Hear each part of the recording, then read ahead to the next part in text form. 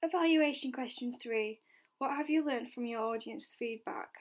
Throughout the course of my product design, I frequently ask peers and a public audience to view my progress.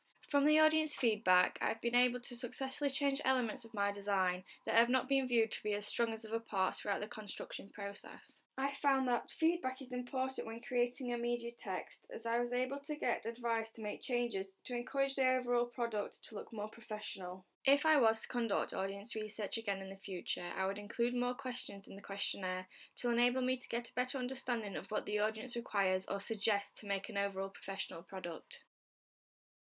My audience feedback influenced me in the construction of my product, as it advised me on what my target audience wants and would expect to see in a regional magazine. I was encouraged to change my main image presented on my front cover to the edited photo with the large amount of writing covering the face. Even though I was advised to do this from the audience feedback, I researched current regional magazines and noticed that the majority of the magazines produced have a very simplistic approach, so therefore decided to keep the image quite basic with little editing.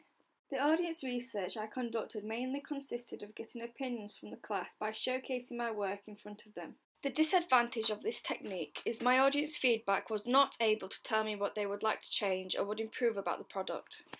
However, I did also conduct questionnaires for my peers and audiences outside and inside college. I found using questionnaires helpful as I got a range of opinions and exact advice on what to consider in finalising my product.